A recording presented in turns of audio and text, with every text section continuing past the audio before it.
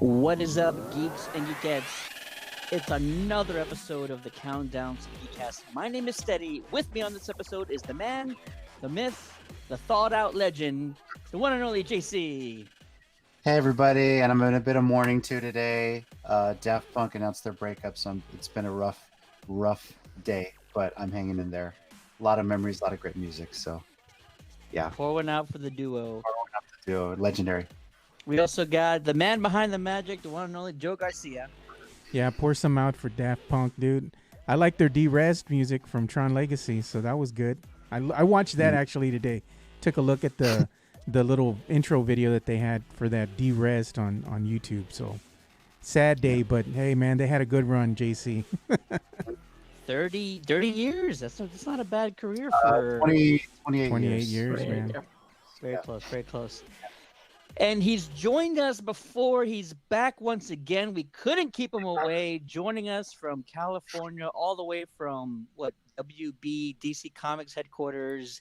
It's Jonathan Graves. What's going on, sir? Hey, Ted. Not much. Just, really sad about Daft Punk. That's the day. We all are. Yeah. 2020. Anytime. We had such a great time last time. I knew we had to bring you on again.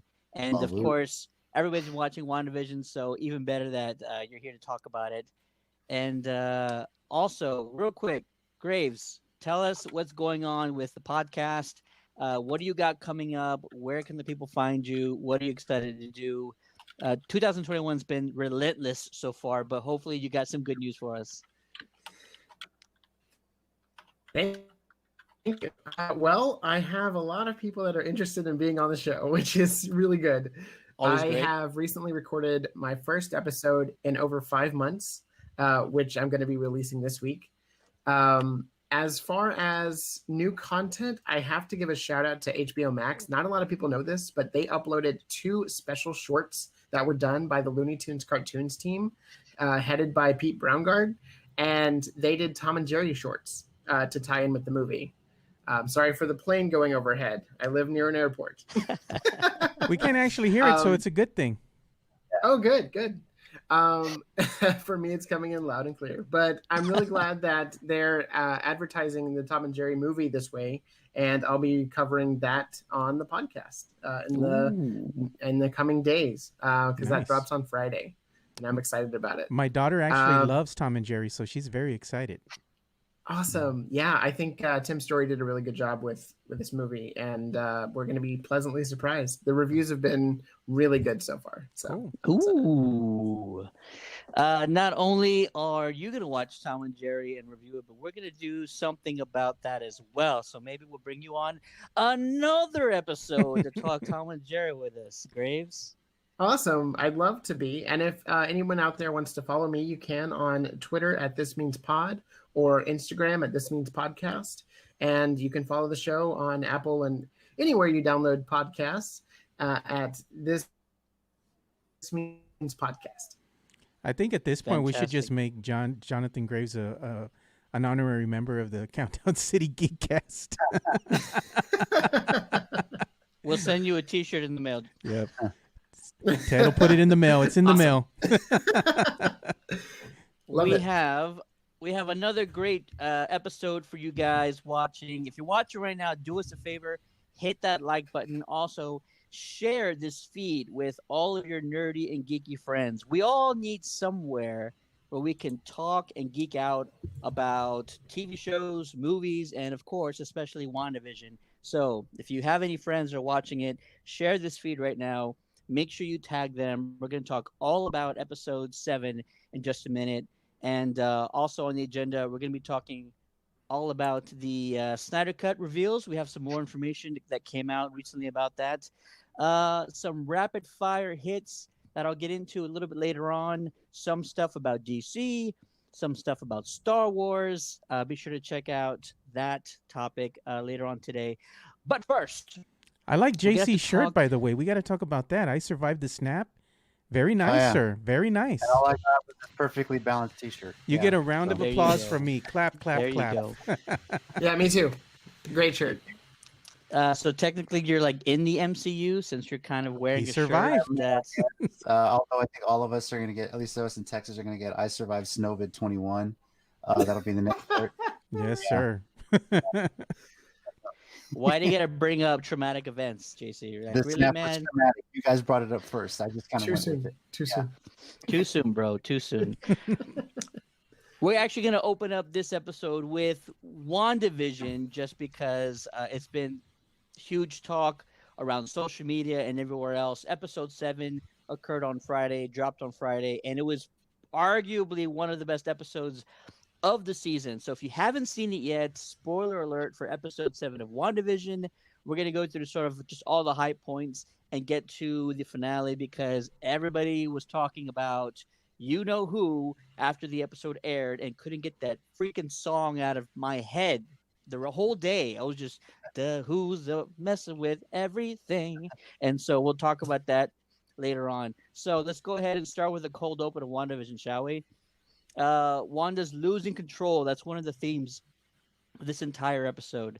It's throughout the episode. Things are changing. Wallpaper, furniture. She has no idea what's going on. And who's always there to help out and lend a hand? Agnes. She helps out with the boys. And one of the things that really freaked me out, because she said it with a little smirk, was don't worry, I don't bite. So that happens all before the office-like intro. JC, I know you must have got a kick out of all that. Yeah, that was pretty hilarious. It was. I was thinking Modern Family some of the previews, but just to have it be The Office was so much better. I mean,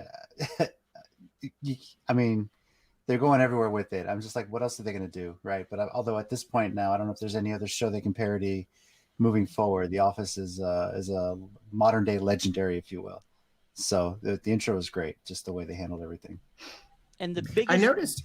Sorry, Go I ahead. noticed it was actually a mix of The Office and Happy Endings, the Russo produced television show. I went back and rewatched that intro, and it's a bunch of the word happy on a bunch of different locales and signage and stuff. And then endings comes at the end. And just the same way as Vision attached itself to Wanda at the end. Okay. So the music cue was definitely The Office. And the coffee cup. Yeah, that was it. Yeah. My son AJ, who just turned 14 last week, so happy belated birthday to him. I should have mentioned it on last week's episode. He actually loves The Office, and so he jumping up out of the couch whenever that intro song came on. And he's not the only one who loves The Office on the show, because Geekcaster Jericho also loves The Office, and he's commenting right now that he loved the intro. Of course he did. He's probably the biggest Office fan amongst all of us. Joe, what did you think of the cold open, and what did you think about the intro this week? No, I liked it. I liked all of it. You know, I'm a big Office fan as well. I've probably watched every single episode like maybe 5-6 times each already from the whole series, because my whole family loves The Office, especially my youngest. He's a big Dunder Mifflin fan. He has the shirt and everything. He has pajamas. He's got it all. He loves The Office. So it was something that I really enjoyed. You know, I thought it was a good callback. Nicely done, Disney. Nicely done. Oh yeah, and Johnny, of course, you've already mentioned the happy endings and the Office sort of parallels. What did you take from this cold open? And you already mentioned, but you were pretty excited about the intro too, right? I was. What I took from it was that Wanda's going to be alone in this episode, and she was. It was really good, subtle foreshadowing of the episode in its entirety. And then Vision is on the outskirts trying to get back in and just being blocked by literally everything. But yeah, I really liked the images, and there was a flash of "I know what you did, Wanda." It's very scary. But my favorite occurrence happens almost every episode. We get a fish. And, you know, A Fish Called Wanda is a classic movie that is just must-see, you know, comedy. And there's always a fish thrown in to, you know, but it's really fun. There's a fish there next to Wanda. Yeah, I really liked the intro, and I really liked what it meant for the episode that we were about to see. I have always been interested in director Hayward, and these guys will tell you I've always had sort of my spider sense tingling every time, ever since he first stepped on screen.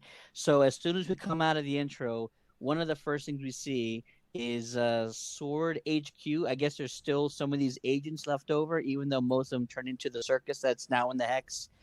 And they have some sort of plan that's going to be happening. Director Hayward says specifically, we're going to be launching soon. So I have no idea what that means. I can't imagine they're actually going to be physically launching anything. So this must mean some sort of other activity or way to breach or some way to take down the Hex. It's probably going to involve some very high specific technological weapon. I can't imagine they're going to just figure out some way to break through, because we see later on Monica's idea didn't work at all. So I'm still worried about Hayward a lot. We also find out from Jimmy that Hayward's been tracking Vision. He found a way to do that through the Hex. And Monica assumes that the entire operation that Hayward is launching is in order to try and get Vision back. Joe, I'm going to start with you, Joe. What do you think Hayward's intentions are? Is it just trying to get Vision back? Is it something else that we're not aware of? Or is Marvel just playing with us and Hayward is somehow a good guy in all this? No, I think he's nefarious in his dealings, behind the scenes, keeping everything secret.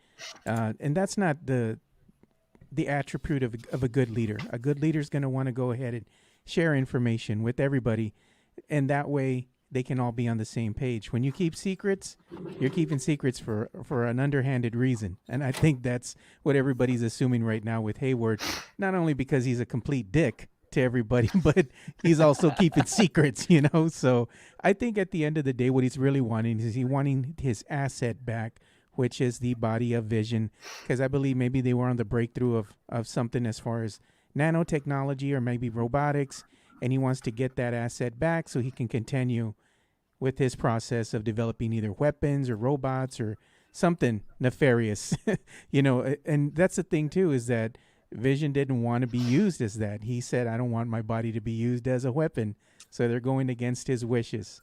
Poor Vision, man. The dude just can't seem to get a break. Poor Vision, and also like Hayward was the guy that give us that information, and it's like, bro, you're the one that was holding him in the first place, like working on him in front of Wanda, when dismantling him at that. Yeah. Mm-hmm. So it's like you can't use that against Wanda if you're the one who was already doing it. That was very weird for him to call that out, I think. Yeah. Graves, have you been suspicious of Hayward? Is Marvel trying to throw us off from the real plot of this series, or are we all being just thrown for a loop here? No, I've been suspicious of him since day one, since he was the active leader of Sword and, introduced himself, and Monica goes, oh, it's this guy. Oh, I think that's a clear sign. Anytime someone goes, this guy, you gotta be suspicious of him. I think Hayward is definitely up to something. I don't know what they're going to launch next episode, but I'm curious to see how that goes and how it will backfire. Exactly, right? And probably make things worse for everybody. Because that's what this guy's been doing the whole time, right? Bad idea after bad idea. Yeah. So I'm suspicious of him. Could he be another character in disguise, as the internet would lead us to believe? I don't know. I hope not. I hope he's his own character and he's just a one and done kind of thing, but we'll see. I also don't think that any future reveal is going to be Hayward. I thought a little bit about that, like very, very early on. Yeah. But it just seems to me that Sword is just like, they're out of their league. They're out of their element. They're trying to like kind of play ball with everybody else, but they're completely outgunned and outmanned. and they have absolutely no idea like what they're getting themselves into. And you're right. Every time Hayward has an idea, it's bad. It backfires, and so whatever they're gonna launch next episode is bound to fail and bound to just mess things up even worse. Yeah, I want to hear from JC. I want to hear what he has to say. JC is next. Go for it. I said it. Hayward's just a bumbling guy that got lucky getting his acting director spot, and it's kind of going with that. He lied on his resume, JC. Pretty much, yeah. I mean, they said it himself. There's nobody left. He kind of just like backed into it, really. That's why he's the acting director right now, and he's on a bit of a power trip. Doesn't want to lose it. As far as him potentially turning Vision into a weapon, I wouldn't doubt it. I mean, they're trying to reverse engineer weapons from Vision, because remember, Vision was created by Ultron, the body itself and everything, all the technology itself. So they're trying to use some of that weaponry. And for him to twist it around and say Wanda's doing it, well, that's just what people in power and politicians do. They always twist it around so they're never wrong. That's just how it deflect.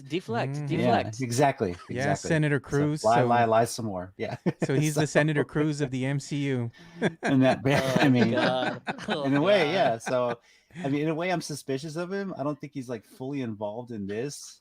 At least he hasn't led us to believe he's that smart, unless he really is Mephisto in disguise, as some people would think right now. So, yeah. JT, are you literally saying Hayward's the acting director because he survived the snap? Yes, because Monica's mom passed away 2 years after the snap, and he was the only guy left. So right, yeah. So are you a bad guy because you survived the snap? No. You are just as qualified to run SWORD at this point, basically. Exactly. So if you survived the snap and you came back and you're running the whole thing and you're running the whole country, you need to rename it to something that has a little bit of JC flavor. Like if I came back, I survived the snap, and I was in charge, America would be known as Jamaica. So. Oh my god! Oh my gosh! I survived. There you go. I'll be here all night. I'm going to be suspicious of future people that have survived the snap now. Right. Everybody depends where they are. Depends where they are. Yeah. So yeah, they're all guilty in some sort of way. Hayward is the undesirable who survived the snap. And Jericho, I saw that. You would love me if I was in charge. Don't lie. So yeah. He would have no choice, JC. Yeah. Let's get over to Vision. So Vision had a very dramatic ending to last week's episode. I sort of felt that the Hex wasn't necessarily killing him, but just trying to pull him back in after it had expanded. And I kind of feel like that's one of the reasons why Wanda's losing control, is because we understand that the volume of the Hex has increased probably greatly. And it's even harder for Wanda to control all the space. We saw last week that even just the people on the outskirts within the Hex were not moving as easily or being controlled as well, because I think Wanda is sort of really pushing her limits now. So it makes even more sense that in this week's episode, the walls of the house are changing, the furniture's changing. She's having a harder time concentrating, focusing on the stability of this alternate universe she's created in this bubble. So it makes perfect sense. Vision awakens in the middle of the circus, like you do, and Darcy, she's okay. She's great. She's an escape artist now. It sounds like an episode of the next Hangover movie. Wakens up in the middle of a circus. Like, you can make the next Hangover and have that be the plot, and they got to figure out what the hell happened the night before. So I watched that. You know what I would watch is just an episode between Vision and Darcy, like driving around the US in a van, and just the banter between both of them was hilarious. So they're desperately trying to make it back to Wanda, but clearly something, or Wanda herself, is preventing them from doing so. So let's see, Joe, I'll start with you, man. Do you love the banter between these two? Who do you think is solely responsible for preventing them getting back to Wanda? Is it her herself, or is it somebody else that we probably find out later on? No, it's somebody you already know. It's Agatha. Agatha doesn't want Vision near Wanda because she knows that they're stronger together. By keeping them apart, she can prey on Wanda unimpeded, all to herself, and finally get what she's desiring. I think she has a nefarious agenda, and we'll get to that later on, but For sure. I For did sure. like the banter between Darcy, and I did like the banter between Vision. I thought that was hilarious, as you stated. They should just have them, going around Westview with a little camera and just have it focused on them and having them just going back and forth. Because it was funny because Vision's like, I died. She goes, you died twice. He's like, huh, okay. It's like, man, poor guy, dude. He's just giving bad news after bad news. She's finally filling in the blanks, though, in that scene when they're in that van of the things that he can't remember. His programming or he's been wiped or whatever. That piece of information had been omitted, and she's just laying it out there for him. She's just telling him everything all at once, which is something that he had been wanting to know. But we have to understand too, he's being fed all this information all at once, and that kind of has to affect somebody in some way. So we're going to see if he's going to be angry. Is he going to be upset? Is he going to get emotional? We have no idea. We just know that at the end, he's on his way home. He's like, I'm tired of this. This is ridiculous. He's pulling off the microphone. He finally caught himself. Why am I monologuing? This is ridiculous. Such a great fourth wall moment too. Yeah. So good. Yeah. So good. He's even wearing the stupid lapel. Like, I haven't needed one this entire season, but he's sitting there wearing the lapel mics. He has to sit there and struggle to take it off. It's just, all the little details are just so hilarious. Graves, what's your favorite moment between these two, by the way? Going through the van, trying to get back to Wanda. I liked it was a sort of a callback. I liked whenever Darcy said, all right, I'll go out with you, but I'll order the lobster. That is because she's been watching the show and they have tried to eat lobster in the first episode and it didn't work out, but she knows that that's on the menu. So I thought that was a really funny callback. But I love the dialogue, the back and forth between these two. I think it's funny. I think it's just in character, which is really nice. I don't know how far you go in speculation on this show, but I read something about leaked pages. For this specific scene, I'm gonna do it, JC. La. I'm just playing.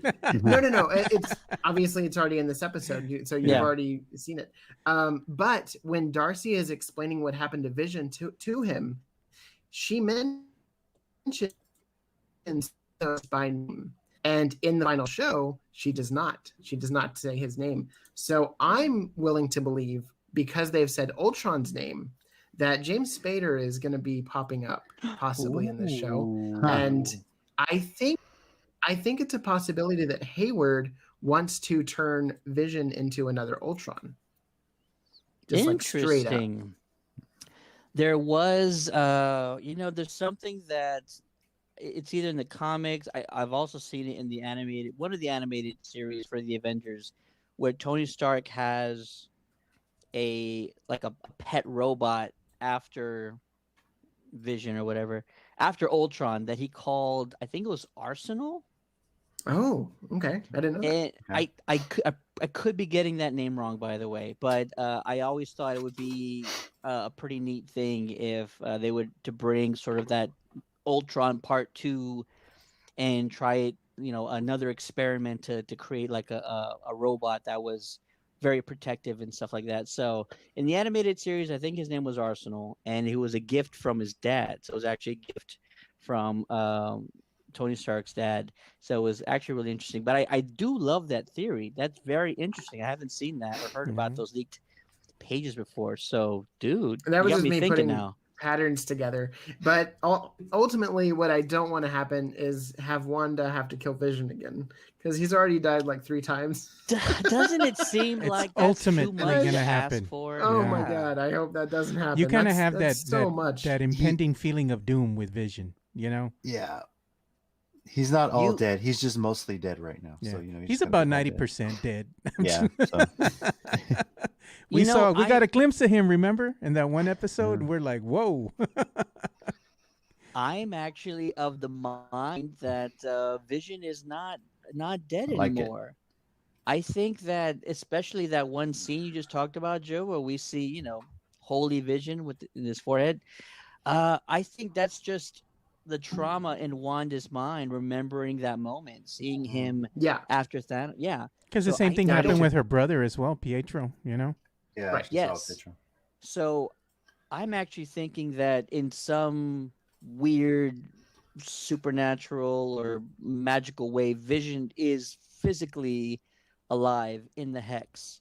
And I'm not sold that he can survive outside the hex, but I don't think that's Im- I don't think that's not impossible for him to be able to do that. So I'm still waiting to see what happens there.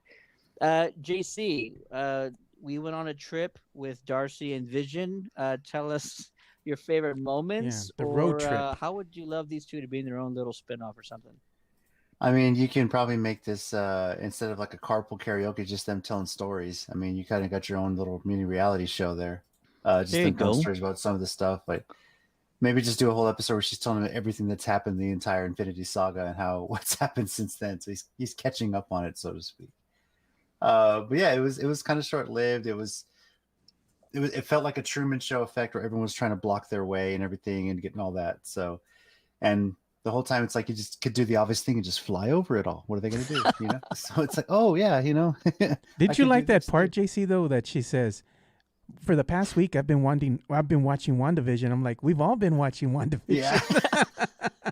Little fourth wall elements like that. Like we already Yeah. mentioned the whole, why am I talking to the, what's this? Takes the lapel off and doing all that. They had a lot of fun with that on this episode. Yeah. So This show is something else. I tell you what's going to happen. So Vision doesn't have any memories before basically the snap, right? Yeah. So it's a Marvel one shot. It's a spin-off where it's just him and Darcy going around learning about the history of the US and the world and Mhm. all that good stuff. So they're visiting landmarks. That's my show. Marvel, let's talk. Let's figure this out. Let's make this happen. I think that would make a lot of people upset because you want Darcy in that trio of Monica and Woo.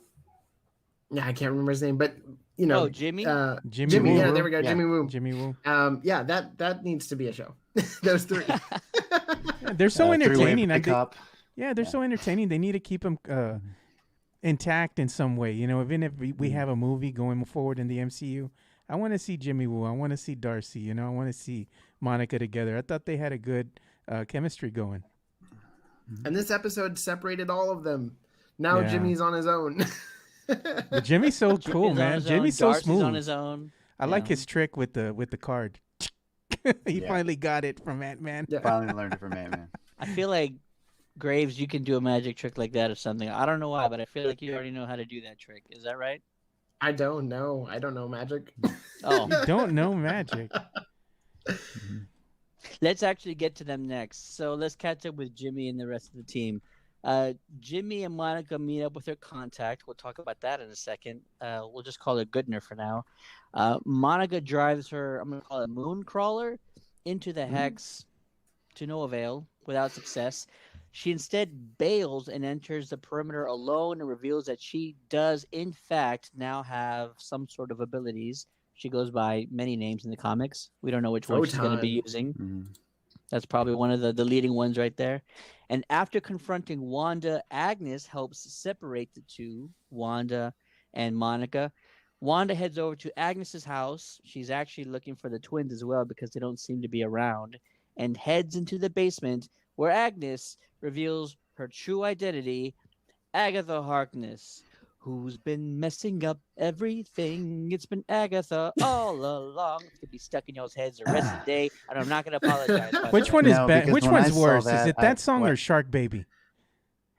Like baby That shark. baby shark to do baby thing. No, man. Yeah, that one kind of stuck in more. Oh my god. But Well, no, I this mean, was a send up of the monsters, which I really Yeah. loved. Yeah. And I felt that this was very fitting, and I love that Catherine Hahn just leaned into it and sang the song with it, Yeah. with everybody. It's a really great song. It's a really great little bop. What were you gonna say, JC? This, yeah, if you're a wrestling fan, the only thing you can think of is Vince McMahon. It was me, Austin. It was me all along. the only thing you think of when you And then see they that. beat him up in the hospital bed. That was great. With the bedpan. With the bedpan's the best part of that sequence. Oh my Yes. God, that's still one of the highlights, one of the greatest Classic moments Attitude Era. of all Yeah. time. Yeah, exactly. Let's start with Agatha because that's clearly the biggest thing here. Okay. I think JC will start with you, man. We kind of Uh, knew it. I mean, we kind of well, said it from the beginning. that's what I'm about to ask you. Was it too obvious? Were you like any part of you a little bit let down that it was just like such a simple answer, or did you still have some level of appreciation that they pulled it off? No, I'm not let down because there's still 2 episodes left. So I don't think she's the only one involved. I mean, she's kind of pulling the strings in this little world right now. Mm-hmm. But I mean, there's something else at work here. The one thing I did enjoy about that scene was that if you go back to the Doctor Strange movie, there was a missing book. I think it was one of the Ancient Ones books, and she has it there. So you kind of wonder where that book has been this whole time. It was me all along. Agatha had it all along, you know. But that, I mean, Catherine Hahn is great. I love her in the Bad Moms movies, and sure playing this role now. She's playing the evil role. Now she's going to be more out her crazy self. It's pretty cool, and it explains a lot. Furthers my theory that Quicksilver is not the one from this MCU, that it is the X-Men one, and she might have pulled him from the multiverse and he's controlling him. So furthers that when you start to see a little bit more of how she's controlling this, controlling that, and playing up that role, that she's involved with the multiverse opening somehow with a little bit of help. You know, So- she And also she killed was. Sparky. She killed Sparky. which we figured, which But makes her- you wonder what happened to the twins at this point too. Yeah, but her laugh was great. I have an idea about that. Her by the way. laugh was great. Yes, Spot on. her laugh was And she awesome. also sang the song that Ted keeps on talking about. You know that, right? It's been Agatha. Yeah, Yeah. Graves just mentioned that too. Yeah. Yeah. So that was cool too. It's like she's got skills, man. Mhm. She does. Very underrated. So talented. Yeah, and she was great as Doc Ock in Oh, yeah? Spider-Verse. yeah, Yep. definitely. That was a big She- surprise too. She brought that character to life in such a great Yeah. way, unique way. Yeah, I love the voice. I'll get to Johnny next, but first, Nathaniel Richardson, a buddy of mine online, says Mephisto is the big bad. So again, more theories, just like JC, that there are more individuals involved or something else is amiss or going wrong with Westview. So Johnny, I'll ask you the same question I asked JC. Little let down that it was something kind of that simple that a lot of fans saw early on, or still had a high level of appreciation that they pulled it off. I was a little let down, but the song pushed it over for me. Made everything better. That was a saving grace. Yeah. Yeah. It worked. Yeah. As soon as this started, I was like, "Oh, okay, cool. I'm down with this." No, I, you know, we had talked about like what could be possibly happening at the end of every episode, and just like going over theories and everything, and you're speculating the whole time, and it's Marvel, and you know that there's going to be like surprise after surprise, and like keep you on your toes. And we were ahead of this one, and that's a rare thing for us to be ahead of something in the MCU, but I think that ultimately allowing Agatha to have her due and making it a big moment is needed. And the way that it was presented, and with her, you know, going back through all the moments where she was there and showing you how she was manipulating the thing. Like in this episode, she's the one that asked the question to Wanda, like, are you okay doing all this? And like, and she's like, you're not supposed to talk. But that Catherine Hahn, and that actually being Agatha antagonizing and keeping Wanda unbalanced, I think is really strong. And that's something that we've been seeing behind the scenes and, you know, speculating on, but we haven't actually seen it in the show until this episode. And I thought that they showed it really well. So that's important. Exactly. Joe, same question to you, man. Now that we see who is at least manipulating Wanda, I'm still a firm believer that it's Wanda's powers that have created this entire scenario. But clearly somebody had to push her over the crazy edge, if you will. So your thoughts about the Agatha reveal? Agatha, I believe she's the middleman. You know, she is trying to go ahead and procure Wanda, and actually deliver her to somebody who her contact is or who that person is that's probably wanting her to bring Wanda to them. We're probably going to get hints probably at the end of the series or the season finale. I don't know if they're going to bring it back. I think it's kind of a one-off. But I believe they're alluding to, again, Kang, the Conqueror, because we haven't talked. Right. There's a reason for that. Do you remember the commercial? Nexus. What is a nexus? A nexus is referring to. It's basically what it happens. What happens is it's in its simplest form is in the MCU. A nexus is a being who is connected to all dimensions at all times, and there's several nexus beings. One of them being Kang the Conqueror, the other one being Wanda, and each nexus being has a unique property or a unique power that is specifically designed for them in that particular dimension where they originate from, So yeah, I think that's maybe what not Wanda, but what Agatha is doing is she's trying to deliver Wanda to Kang. That way Kang has access not only to all these other dimensions, but the multiverse as well, which is probably why we're going to go ahead and see his inclusion in the upcoming Ant-Man. So that's going to be very interesting to me to see what direction they go, because right now it's kind of like that game where they have the cups and the little pea or whatever, the little bean, and they're kind of just switching them around. Go ahead and see shuffling them around. Where is it at? Where is it at? It's kind of a bait and switch. They're trying to have your focus on something else, and then they're just going to come out and just, bam, deliver a really big finale. So I'm looking forward to it. And I think it follows the trend, JC. That means that the next episode is kind of going to be on the lull. Because like you say, they're going to set it up. That's how you book the territory. Bring the crowd down a little bit, crescendo it up, Yes, sir. That's what I'm thinking. We saw a little bit of that if you watch Elimination Chamber, bringing it back to wrestling this past Sunday too. So bring the crowd down and on a high note. We did get a comment from somebody who was looking at a lot of details on our YouTube side of this. Following on the theory, Roms, as we know that Wanda's reality is hex shape. In Agatha Harkness's basement, we see 7 symbols. They're all in hex shaped frames. And it mentions again the books that we saw Doctor Strange out. The she has one Darkhold. of them. Yeah. If you watch, let's see, let me read this right. Only the Ancient One could access all the hex-shaped frames, and if you watch the Canadian lad, he pointed out in the Doctor Strange movie, only one of the Ancient One's books was missing, and it's the same book from E7, the Darkhold. So that's from the Time Sanctum. So yeah, I wonder if that's going to come into play, and obviously that may end up being what's drawing Doctor Strange to this. Eventually, he's going to realize that there's a lot of magic at play here, and you might see Strange or maybe Wong or some other of the magicians. Well, if he's the keeper of this particular world, because worlds are different from dimensions or realms, right? And that's where you get in this whole discussion, which I'm not going to have because it can go on for quite some time. We're pressed for time right now, but and either JC way, has an early bedtime, sir. Yes, but I'm saying I'm getting old. I turned 40 in 2 weeks, so come on. I'm up there with JC. I agree with him. but really, at the end of the day, what it boils down to is Doctor Strange is the protector of this particular realm. So if there's something that's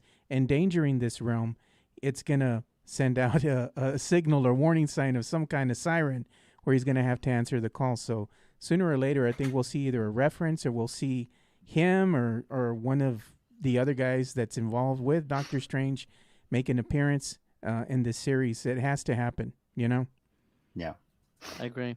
One thing that JC brought up that I remember is the book that was missing. There was like chains, I think, in front of the bookcase in Doctor Strange, and I think those chains in front of the case also in the shape of hexagons. Yeah, I believe so.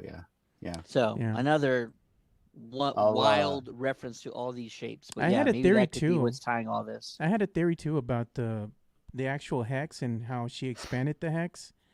Each one of these nexus beings or interdimensional beings, They lose Yeah. power the further away that they get from their source. So by her expanding things, Westview is growing further and further away from the source. The more it grows, the less powerful the hex becomes, and the more she's going to have trouble controlling it because it's growing outside of her means. So that's probably we're seeing those tracks. Darcy said it, like it's stable for now, but now it's becoming unstable, like we mentioned. Yeah, like she can't control anymore. And eventually it's going to go critical, and that's when goes stuff's boom. really going to hit the fan. Yeah, Yes. exactly. Rudy Campos is joining us online. He says he also expects Mephisto, but since Doctor Strange is more than likely tied to WandaVision, it could be Nightmare. I feel like those are the two leading reveals that are left for this first season or this series. So the next two episodes, if there are any reveals, I think those are the two names I've been hearing the most, either Mephisto or Nightmare. We'll see what happens with that. But they're under the same constraints as Wanda, though, as any Nexus being. Basically, they're godlike in their dimension. But once you take them out of that dimension and you put them somewhere else, they become irrelevant. The more time they spend out of their dimension, the less powerful they are. So it makes sense, that they want to stay there, but be able to access all these other Nexus realms or all these other dimensions at the same time. That gives them a lot of power because their godlike state can transfer into other places, And that's standard among a lot of universes that deal with multiple dimensions, multiple worlds. So if you read His Dark Materials books, there's a lot of talk about that too. So there you go. Yes, Ted, we like His Dark Materials. Don't you be bad mouthing it. Don't you bring that evil on us. No, I can't give him any more. I can't give him any more shit. He actually sit down and watch the first 2 seasons. So I'm proud of you. I also enjoy 1/3 of both seasons. Is there a mute button really here? good. Can we mute him? I gotta ask this question because it's been bugging me since Friday, or since like Friday at 3 a.m. because that's when I finished watching WandaVision. We saw Agatha tell Wanda that she will take care of the boys because there's a bite. We don't see the twins in the basement or around Agatha's house. I'm having a hard time trying to come up with a scenario where the twins are safe at this point. Graves, I'll ask you first. What is the current status of the twins, or what is their fate? What is your theory about what happens to the boys? My theory is based on the comics. Am I allowed to give me hope, man? Give me hope. What comic are we talking about? Avengers West Coast? I'm gonna say yes because WandaVision does sort of pull from like a good 4 or 5 titles, and then Marvel's never one to directly adapt any comic stories. They like to have their liberties. So by all means, go right ahead. I don't think the twins are making it out of this. I said I wanted hope, Graves. I wanted hope. He's like Hawkeye. Don't give me hope. I know. I'm sorry. And Ted, you want everything to be copacetic at the end of the day. You want your cake, and you want to have your milk, your cookies, and you want to eat it too. You can't have it all, brother. That sounds delicious. I like Graves. Go ahead and finish your thought because I kind of want to piggyback on what you're saying. Go for it. So, John. So what I'm saying is, in the comics, House of M, the twins turn into or are puppeted by Mephisto, and that's why there's so much speculation going his way.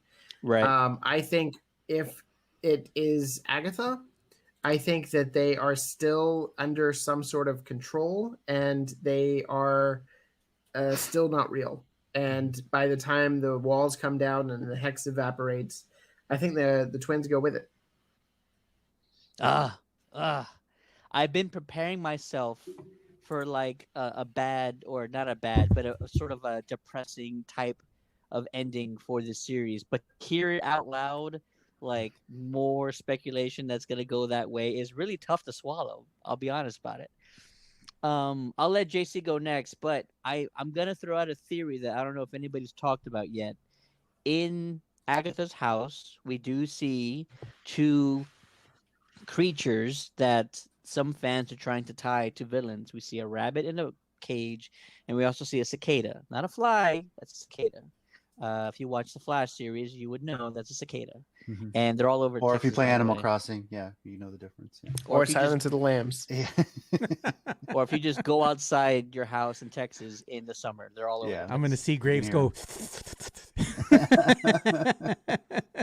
I I don't have a reason to believe this, but I'm wondering if Agatha actually turned the boys into these creatures for some sort of reason. It could be just a way of controlling them at this point, but it is unusual that we got a cicada, and I'm not aware of any Marvel characters that take that form or that are tied to that type of insect. JC, your theory, sir. Well, mention what you said. What were the two abilities the twins had? One was fast. There's your rabbit. The other one had like kind of I guess kind of can really telekinetic in a way, and cicadas just communicate like crazy. I mean, who knows? I mean, I'm not a scientist. I don't know exactly what they do, but just the way they can talk, the noises they make, you wonder if there's some sort of way they communicate long distances. Yeah. As far as why the twins won't make it, is it possible that the twins were those animals all along and she turned them into humans and was controlling how they age? Possible, but this has really been about Wanda trying to find happiness. And what is a villain trying to do? They're trying to get her to crack. She's lost Vision twice, as we know. Once on her own, once Thanos had to do it, and trying to find happiness this way. We don't even know if this Vision's going to make it out alive, and then she's going to lose her kids in the process. They're trying to crack Wanda, and possibly as any cult leader might do or any villain might do, break them down so that you can remold them into your own way of thinking. And it's not enough that she already lost her brother in Age of Ultron too. So she's lived a life of tragedy, sadly, and they're just trying to pile that on so that they can bring her up the way they want her to and work for them. So, and this further may tie into Multiverse of Madness. You might have a Doctor Strange versus Wanda showdown on some level there. So I can't take much more of this. Joe, please tell me you have some. it's the DC in me, man. I'm getting dark here. So Yeah. Oh my gosh. Are you sure you're not from the DC universe? Joe, what do you think, sir? Well, if it's Scratchy, Scratchy has been there since the beginning, and he hasn't changed form. They even used him in the Magic Show. Remember, he was the rabbit they took out of the hat. yeah. That was Mr. Scratchy, Ah. which begs the question: who or what is Mr. Scratchy? Because Agnes also has a son. Could she have Ooh. changed him to Mr. Scratchy, and that's why she always has the bunny next to her? Who knows? But it's a creature that holds something special, because she always has Mr. Scratchy around. She has him in the cage. She's petting him. You have the cicada. The cicada could be, I don't know, something that's referencing to some other dark entity. I don't know if you put in MCU in Google and you look at MCU cicada, see what you find, and probably is going to allude to some either dark magic or some type of dark entity. But what happens with the twins? They're probably just mere illusions, just fragments of the imagination, much like Pietro. She can kind of bring him in, bring him out. It looks like at this point, who knows if everybody in Westview is even alive or they're even real. They could just be merely figments of the imagination, just mirages, because we saw people that really didn't do nothing. They were just stuck there like robots frozen in time, but Vision goes and awakens them, one by one. So there is some type of conscious there, but, we don't know really what's happening. And there's real people, or are these not? Maybe some are real, maybe some are not, just purely mirages. There's a lot of question marks, I think, in this episode, but you do like the appearance of one Pietro at the end when you stay for the end credit scene and you see Monica going over there to kind of snoop, and he goes, "Snooper's gonna snoop," which I thought was fun. It was a pleasant surprise, because usually we all stay through the credits because we're like, they're gonna show us something this time. They're gonna show us something this time, and really they did. So I was like, yes, we finally got it. It's like the Saw movies. They didn't show anything after the credits, and then they get to the sixth one and they show you one scene. Then you're like, oh crap, let's got to get ready for the seventh one. Some comments on if YouTube. I may, Go for it. sorry, if I may add to what your talking points were. So Agatha's son, is Nicholas Scratch. So Mr. Scratchy being the name of the rabbit is very telling. Also, Quicksilver's hair is in the shape of rabbit ears, as well as a speedster look. So I believe, if we are to believe the multiverse theory here, that the Quicksilver from the X-Men universe is being controlled by through her rabbit son. You're welcome. Yep. Ooh, possibly. Graves Mr. Scratchy. is just unraveling everything for us before our eyes. Yeah, well, I'm just saying that she was really partial to that rabbit. You know, she he was taking special care of that thing, so it was precious to her. Yeah. Definitely. And Quicksilver never shows up in the same scene as Mr. Sparky. Mm-hmm. I'm sorry, Mr. Scratchy. as Mr. Scratchy. Mr. Sorry, Scratchy. the rabbit. Okay. That's very telling. Although, you know what, JC, go ahead and read the comment, and then let's get back to this mid-credit scene after that. Rom's comment again, and Rom's picking up on a lot of really minute details. Very impressed. That cicada actually followed Wanda into the basement, so it may not be the other son. Another person, Mirage, says, I think Wanda's going to end in a happy way. It's Marvel, man, not DC. Yes, I think it's going to be a combined thing. There's going to be some happiness to this, but it's going to bring Wanda down a bit. Like, yeah, they might save the town, but at what cost? That's my thought on it. So it might be happy on some way and another. And then let's not forget about Infinity War. We all needed therapy after we watched Infinity War. Right. Like, let's be honest about that. Go on. Yeah. Raj also said more excited about the Justice League. Yeah, we'll get to that. We'll talk more about Justice League later. And another one, Levi, Marvel is not that deep. All the answers will be revealed at the end. I want to agree with you on that, but we know this ties into Multiverse of Madness, so they got to feed into that too. So we'll see how this flows into it. Yeah. I think this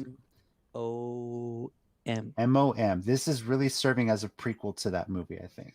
Yeah, So it's very And intricate, Spider-Man. very intricate in Spider-Man. what they've done right now with the writing of WandaVision, and now we're going to have the introduction of the Falcon, and the Winter Soldier, their series coming up, and other series that have been named as well, and how they're all going to tie in with the movies moving forward. So you're going to have Disney Plus. You have to have it in order to figure out what's going on in the movies, which is going to be great for us nerds. We're going to geek out on all this stuff, and try to dissect every episode. But if I can ask Disney to do one thing, why don't you just give us the full season just from the get-go? I just want to binge it. No, I want to binge it. No. Yes. You gotta have some suspense. I like this. We get to talk about it every week. What are you talking about? Dude, hey, how do you keep content going? You give them one, let them talk about it for a week, and you expand it out. Don't give me the whole thing, and then people talk about it for like a week or two, and then it's over. They won't give us We're the whole talking thing about it for because then weeks you're now. going to have all the cancellations because, as you say, this is the way. Yeah, exactly. This is the way. They wouldn't be able to hold on to so many subscriptions that way. But this is great. Do it 1 week at a time. This is not Netflix where they give us an entire reality show for like right there. Here's all 10 episodes, and then you watch it and you're talking about it, but then no one's really caring about it anymore. So build up a little bit of suspense. Netflix, then make that. I mean, HBO Max did it right with 12 Dates of Christmas. They gave you a little bit at a time. Netflix is like, here's Love is Blind. Talk about it. Okay, and, you don't really I'll expand give on you it. that. But can we have the episodes be a little bit longer? Just a little bit longer? Nah. Your I would wish, agree with the episode length. It should be longer. your wish is going to come true this week. I can officially report, and I got it from somewhere else, so don't credit me by all means. that Unofficially. this week's episode on Friday, episode 8, is actually going to be around 45 minutes in length. So Okay, let me you're tell my getting a wife little real bit. quick. You're getting a little bit more time, Next episode's gonna be 45 minutes long. but hold on, around 45. No, around 45. She's right here. Where did you hear Go this ahead. from? Was it from your cousin Berto? No, I'm just playing. Hey, the reason longer than an hour. She says as long as it's not longer than an hour. the reason I say around 45 is because these Disney Plus shows, the end credits are like 10 minutes long. So I gosh, don't know yeah. how much is TV show and how much is just the credits that they're adding to the end of it. Well, they got to credit Um, all the dubbed voice actors. That's what it is. Of course, in all the Yeah. countries around the world, every single Mhm. one of them. Let's get back to the comment. You said something interesting about the mid-credit scene and the cicada possibly not. No, sorry, you said the rabbit, Sparky is never in the same scene with Scratchy. Wanda's brother, Sparky was Joseph. the dog. Scratchy is the rabbit.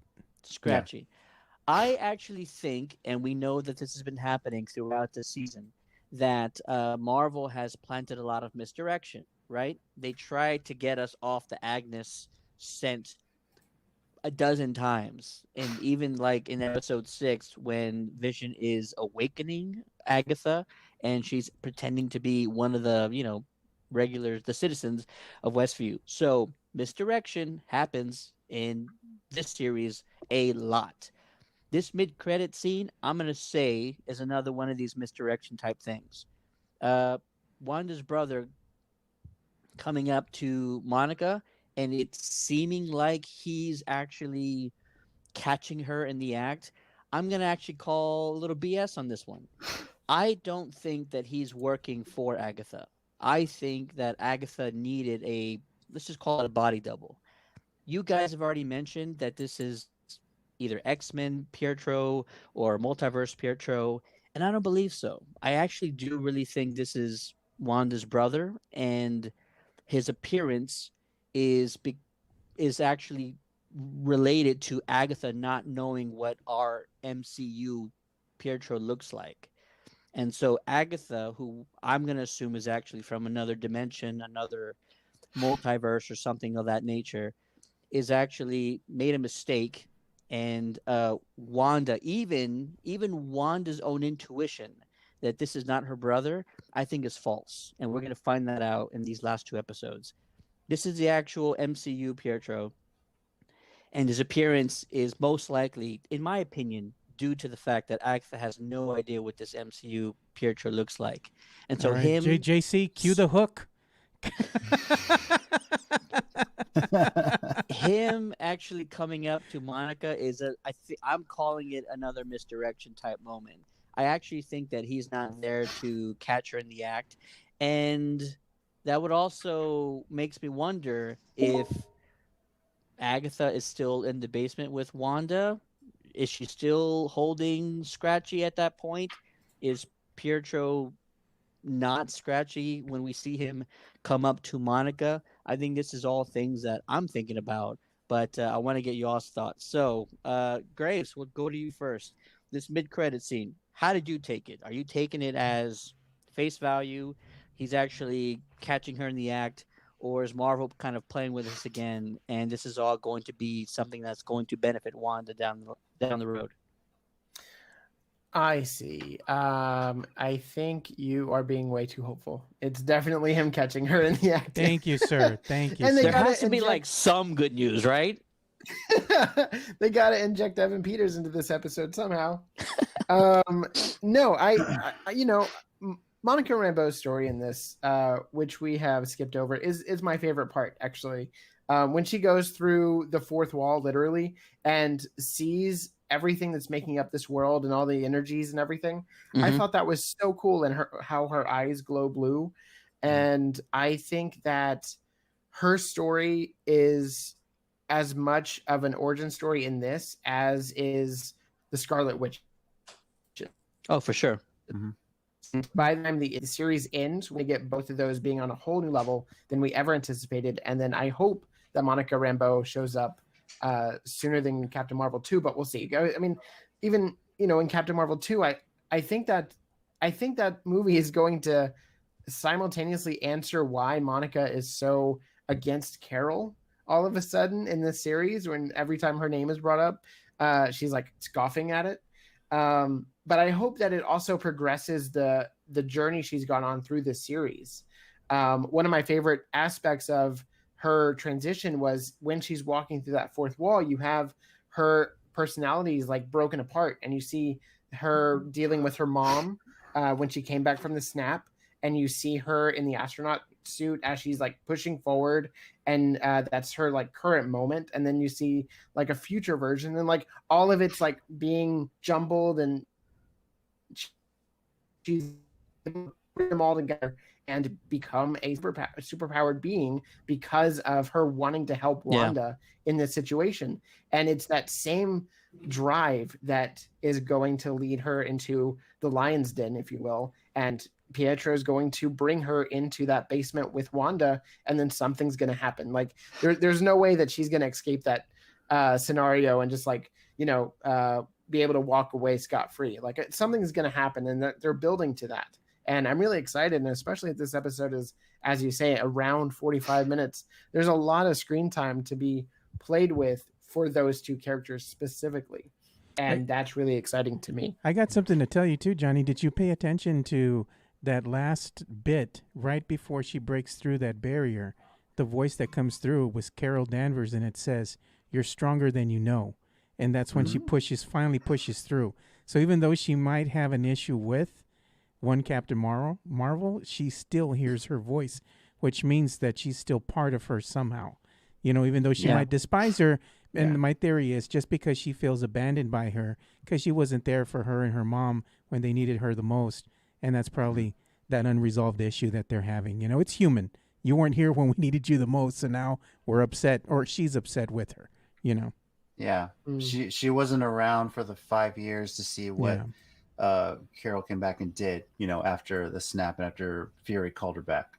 So, and now in her mind, only 2-3 weeks have passed. Yeah. And she's like, where were you? All my world came crashing down and my mom disappeared. So yeah, she woke up. I think something happened before that, because it seemed like Nick Fury was upset with Carol too in Spider-Man Far From Home. Peter goes, "Can we call Captain Marvel?" And he goes, "Don't even utter her name." It's just like, why is everyone hating on Carol right now? That wasn't really Fury though. That's the thing. That was that was a scroll. That was a scroll. So yeah, that was a scroll. Yeah, that's right. So interesting. Everyone hates Carol. Scrolls. Her friends. Well, they should be thankful for Carol, because if it wasn't for her, they would have been wiped out already. Yeah. Right. Exactly. Yeah. She saved him that whole battle in Endgame. Yeah. Mm-hmm. So yeah. I actually didn't intentionally mean to skip over Monica. I was actually going to save that one for last, because it was kind of one of the things that I was a little bit let down with in this episode. They had actually 2 episodes ago kind of teased her contact. Never really specified who it was going to be. They were only referenced as the aeronautical engineer. And then in one episode, I think it was episode 6, she only mentioned, "I have to go meet my guy," which doesn't necessarily mean a male figure. A lot of fans thought somebody like Mr. Fantastic was going to be the person that they meet up with. Makes a lot of sense. But in that moment, she's actually using "my guy" sort of just as a general term, not necessarily specifying that her friend, was actually male. So kind of a letdown. Very unusual to me that it was almost hyped a little bit by the writers, and almost by Tiana Paris herself in some interviews, saying that she couldn't wait for that moment to come to the screen, to come to fruition for the fans. I think the way that we took it was that it was going to be a big reveal of the engineer, but instead, I think what she really meant was the big moment comes afterwards when she tries to go through the perimeter of the hex. So, Mark 1, take 1.0 for the fans. We got a little bit too excited about that, I think, and there's nothing left with that. I'm almost 100% certain that there's no other reveal for the engineer coming. There could be. We should have. No, stop it. Don't give any hope about that. That's done. Don't give me hope. Think about it though, Ted. Think about this. Who was her childhood friend? Messed up. We messed up. We took it too far. We thought there was going to be a big deal. There still can be We got to hope. move on. Who was her childhood friend in the movie Captain Marvel? Wasn't she talking with another child who was a Skrull? She was talking to another Skrull, yes. Yeah. You never know. Look, but let's just say that the sequence was good. It gave birth to what she is. She showed on some level she could absorb Wanda's energy. You kind of caught a quick glimpse of that and didn't understand how she was able to break out and have a superhero landing, which is bad on the knees, by the way. But the thing is, at the very end, what we haven't discussed is that when Quicksilver comes around and says Snooper's going to snoop. Snooper's going to snoop. First off, I do think it is the X-Men Quicksilver because he has Evan Peters' version personality. But second, if you look closely, as soon as he touches her, her eyes turn a little bit of purple, not necessarily the blue. So in some level, Agatha's kind of controlling her. If you go back and watch it, at least that's what I caught, unless I'm seeing things. But we'll see how much Agatha's controlling her in the next episode and what that sets up. Okay, we have a lot of people right now from YouTube. They're commenting. Yeah, they're talking about how Vision is give them some been love, weakened Ted. by the MCU. Basically, they're kind of debating really. Well, the thing is that they have a point. They have a point though, because the way that Marvel is going with this iteration of the Avengers is that they kind of cheapen how powerful the Avengers are by underpowering them. And I think when they underpower the characters the way they have, they're trying to make them more personable to the masses, Because if you come right off the bat and you just have overpowered characters from the get-go, it kind of cheapens what they're trying to do. So I can understand why they're doing that. In the comic versions, Vision is like way up there as far as how strong he actually is, because he's created from the Mind Stone. However, this version that we're seeing in the MCU doesn't do that Vision from the actual comic book pages justice. It seems kind of in some way that when you look at the characters as a whole, when they're on screens, especially in the movies that have been the Avengers movies, no one is really overpowering the other. You kind of get the sense that everybody's almost on the same playing ground, even though some Avengers are stronger than the other. It's the illusion of, everybody's strong in their own right. And that's kind of a weak way to do things, a cheap way. Because if you look at DC and what they do, who the big dog is right off the bat. That's Superman. There's nobody else stronger than him.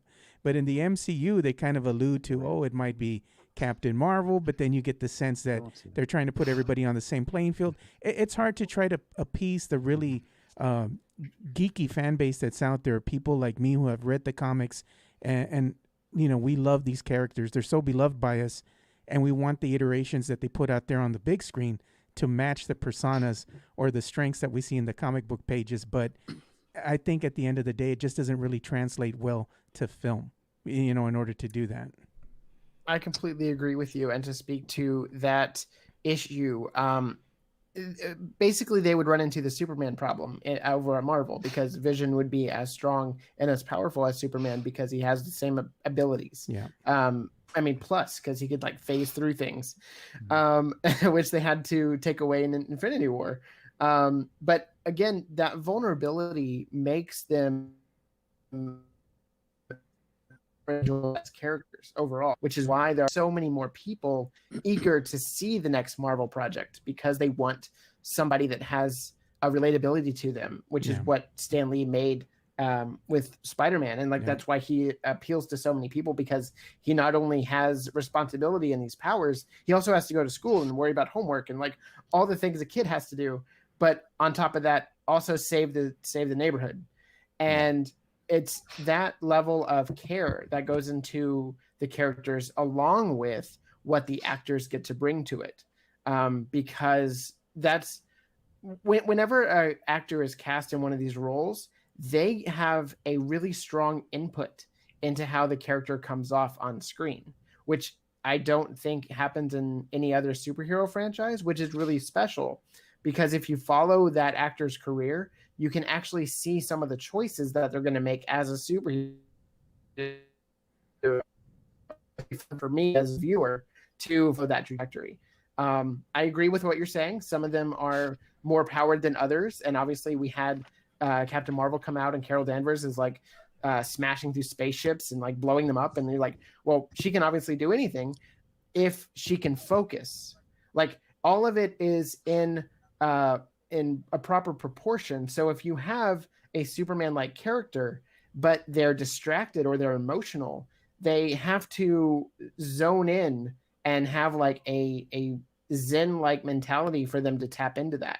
And I feel that's what's on showcase here. Scarlet Witch is definitely one of the most powerful beings in the MCU, but she can't do everything because she's vulnerable, she's emotional, and obviously her world has been torn apart by all of the tragedy she's gone through from the entire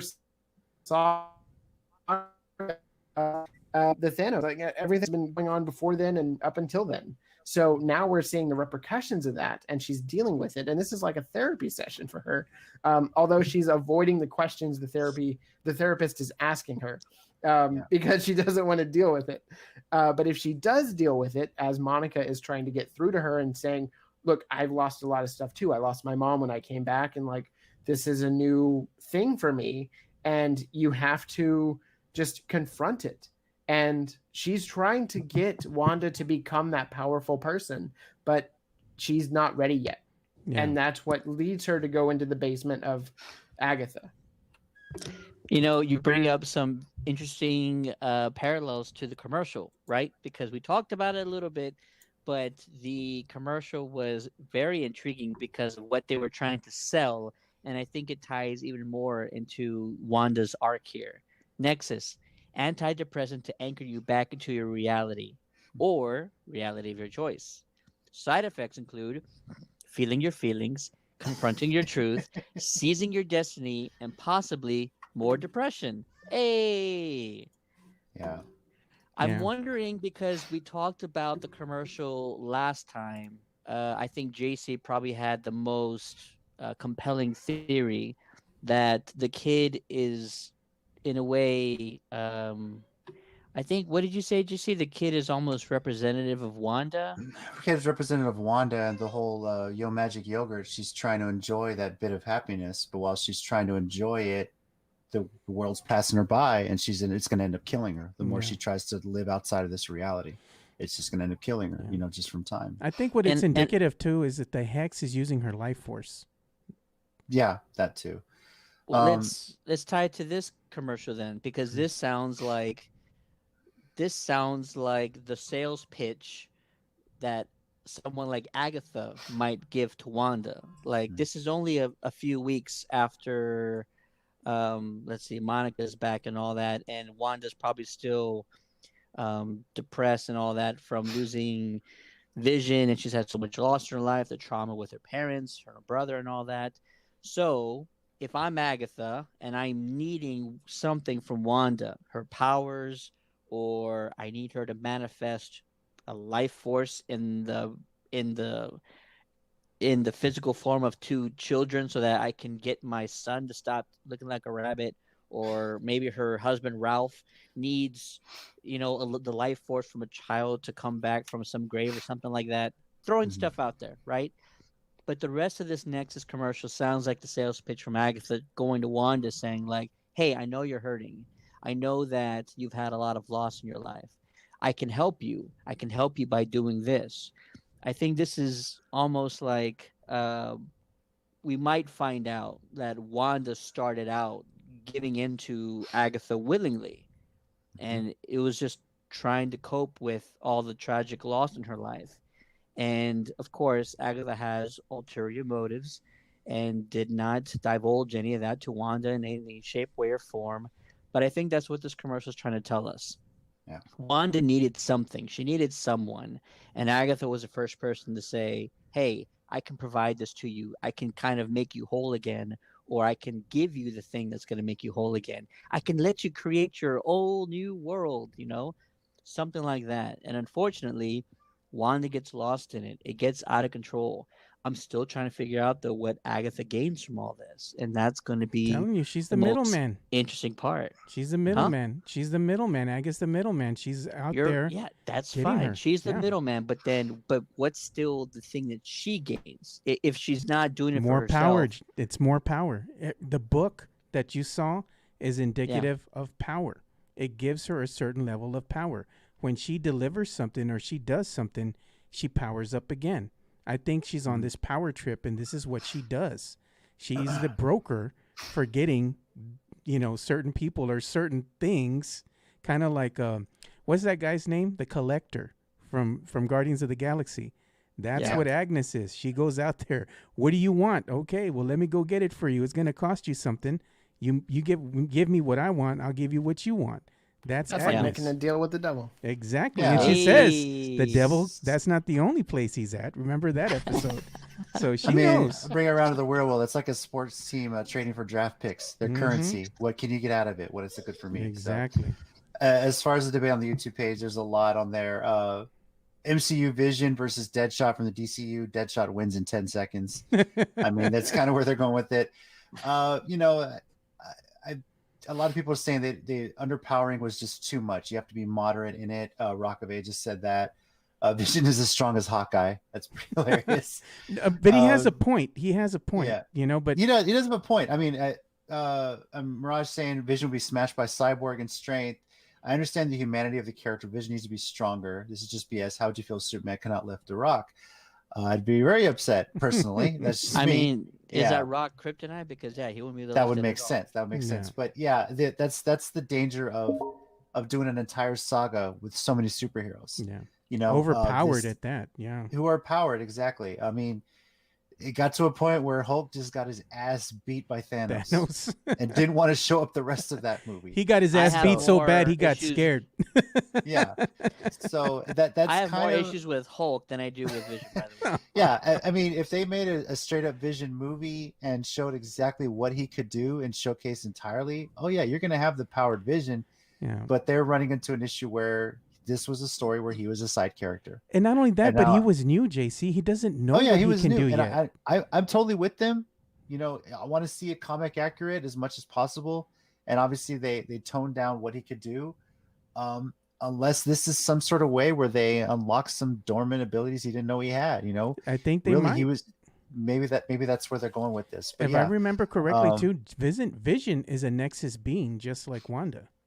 Yeah, exactly. So, but this entire story, this entire saga, the first 3 phases have been about Iron Man, Hulk, Black Widow to an extent. The main 6. Yeah, the main ones: Thor, Spider-Man when he came in, Captain America. Doctor It was Strange. about them. Yeah, Doctor Strange, and everyone else was a supporting character. The difference between that and the DCEU is right. DCEU has like a small group they're concentrating on, and everyone's able to showcase their abilities. If it ever gets bigger where they're bringing everybody else in, they're going to underpower them as well, and not all of us are going to be happy.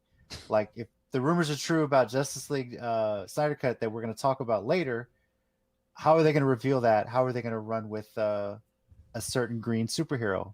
You know, with just don't give us a computer suit, but we'll get to that later. So yeah, but yeah, Not Rom animated. said, yeah, not animated. Rom like that made me Rock. mad. Yeah, about Hulk getting his ass beat by Thanos. Dude beat him so hard he didn't want to show up the rest of the movie. He And got the next time you scared. saw him, he got an education, he had glasses, and he was cool. So you know, Se just asustó. had no anger. Yeah. So, He got scared. And look at Rock Ages. I like Rock Ages on YouTube. He goes, Vision flies and shoots lasers and goes through walls. That is all. That's about it. That's almost like a creeper kind of thing, right? I'm gonna go through walls and fly around and look at everything. Yeah. Yeah. So yeah. We also have to get to some Destroying Ultron with the Mind Stone. say what? Say again? Didn't Vision have a hand in destroying Ultron with the Mind Stone? But that was another off-screen death. Yeah, we didn't get to So see it. They can actually explain that in a number of ways. Should they ever decide to bring that moment up again? We see a flash of light, and we don't see Ultron afterwards, but we don't know exactly what went down. And I think that's just Vision ate something. him. Yeah. Like Well, Hannibal. Vision is just a construct. He's a program. He's part of him is programming. He's AI. Right. So is Ultron. You know, but Yeah. he became aware. They both were AIs that became aware of their surroundings. They were given life, you know, and they're like an essence, a spirit, so to speak, and the bodies that they inhabit are mechanical in nature. So we don't know if Vision at the end really absorbed Ultron's construct into his own programming, you know, so which I think at the end of the day, Ultron is still alive and well inside Vision himself. Wouldn't Shuri have seen that? Well, didn't When he was Jarvis on the slab? didn't Jarvis destroy Ultron when he took over the consciousness? Wasn't that the whole point? But So, I Vision mean, is part of Ultron. That's the thing. He's the Okay. last one, you know? yeah. Ultron's Vision is actually he has parts of Ultron and parts of Jarvis. Not and parts only of Tony that, Stark.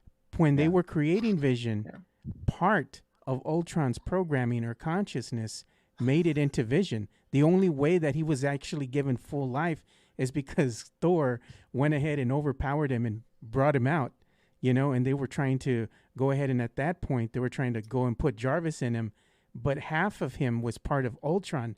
The other half is Jarvis. and they Right. met together in the middle somewhere.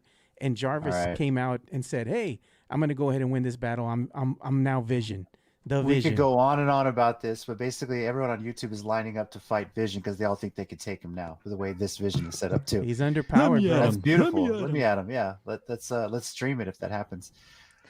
Yeah, let's. Well, we have a lot more we got to talk about too. So That'll be the next Yeah. big fight night. yes, Yeah, they're gonna take on Vision in the ring. They're gonna go 5 rounds.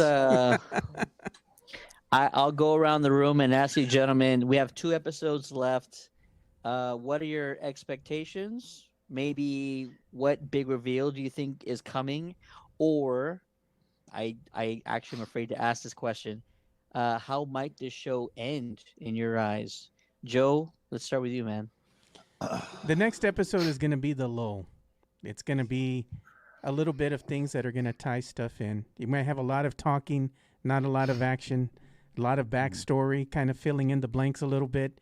And as JC always says, at the end, that's when you're gonna have the big reveal. So I'm not expecting much on this in this next episode. I'm already preparing myself because I know it's probably gonna be my least favorite episode of the whole season. You know how I am. So Yeah. I might have unkind things to say in our next Countdown City Geekcast. But again, they have to set it up for Because the you're a big hater. reveal. You're a I'm hater. not. Yeah. Listen, I'm not. I want to see Kang. I want to see Kang. Okay. You know, I want to see him in a big way already. And they're alluding to that. They just keep teasing and teasing and teasing. But I know more than likely we're probably not going to see that. We're probably not going to see a Mesfito. We're not going to see Nightmare. We're not going to see any of that. It wouldn't surprise me if they go with what they have already and they just bring in Doctor Strange because it's easy. Come on, Marvel. You can do better than that. Let's see here. We have I was people just- on YouTube, right? Go ahead. Yeah, JC. YouTube. What are they see, commenting? They're commenting.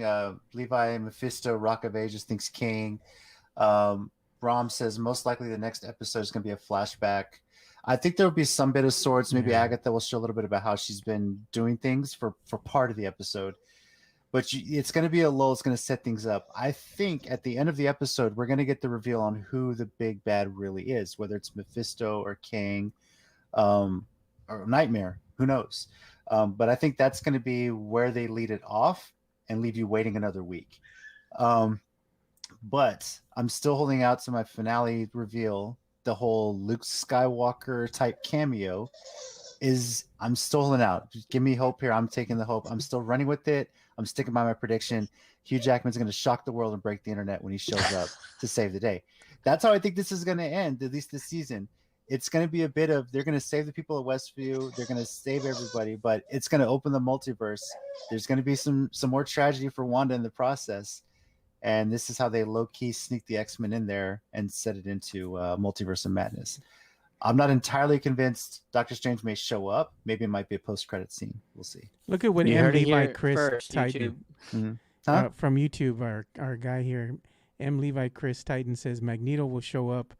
I hope he does, man. That would be a ballsy move. But which for me. Magneto? The timelines are so confusing, right? That's the Oh, yeah, one. Deadpool shot. there. I want the old Magneto, the old man. Rom's also pointed out. Rom's like, you could be on the show, or at least comment with us. You can pick up a lot of details. Kang is in the low-key trailer, no troll. Ooh. So I guess you spotted Kang in that. Yeah. Ooh, that's very interesting. Yeah, there was Gotta go back and also watch that trailer again. Yeah. there was some references Right? there to some other things too in that Loki trailer, but we won't talk about that because we're gonna go way off already. We're off Yeah. the rails. We need to get back on track. Mhm. We want to go to sleep. Me and JC are old men. I want to take my nap. Graves, how does this show gonna end, man? Give me a have- little bit of hope. I have no idea how this show is going to end.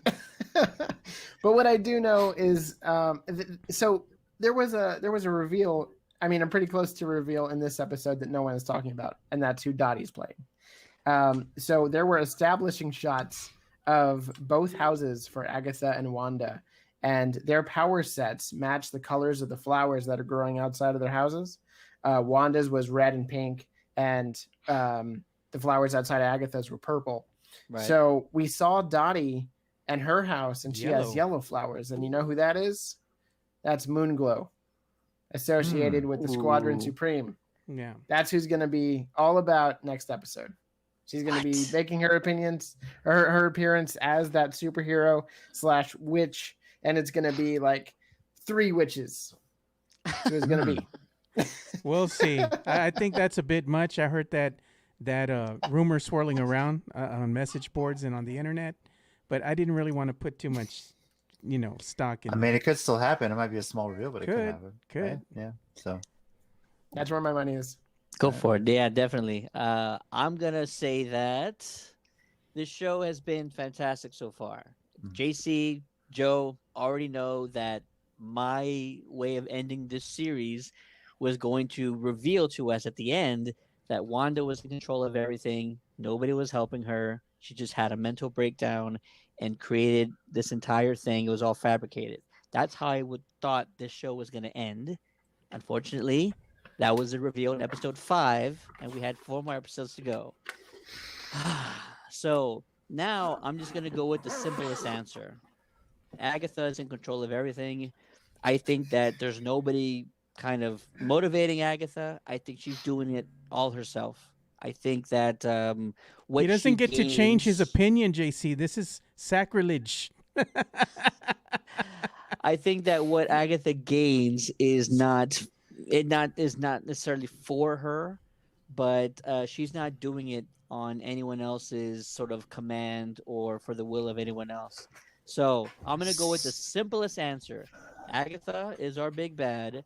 Paul Bettany, if he didn't say this, I wouldn't think of it. But Paul Bettany in an interview said that there's one last reveal coming, and it's from someone he's been wanting to work with his whole life. It's that rabbit, Mr. Scratchy. It's Mr. Scratchy. The rabbit itself. It's a legendary rabbit. Listen, those are some big words coming from Paul Bettany. So when he says something like that, so you're thinking it's Sir Ian McKellen? It's got to be somebody of that caliber, right? It's got to be like him, or it's got to be Charles Hugh Jackman. Jackman. Who knows? JC's gonna do his hair up, man. He did one movie with Jackman, but they never shared a scene, so technically they never worked together. Rom says, "Imagine if the Luke Skywalker cameo is Luke Skywalker because Mark Hamill did voice Nightmare in the animated Ultimate Spider-Man. If it is Nightmare, I could see Mark Hamill playing that, and then that guy's just everywhere." Levi's asking, how will they introduce Blade? Rom thinks with the Darkhold most likely, but who knows?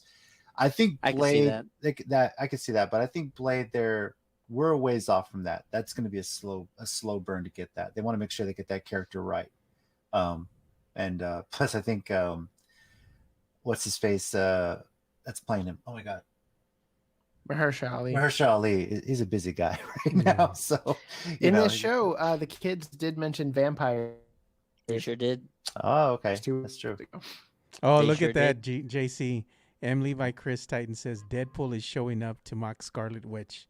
That would be a fitting end for you, Dude, JC. That would be a fitting. Hey, if you haven't watched the show, I've been saying it from now on. Deadpool needs to show up in every MCU movie, drop the F-bomb for the PG-13 rating, and just leave. That's what Deadpool needs to do.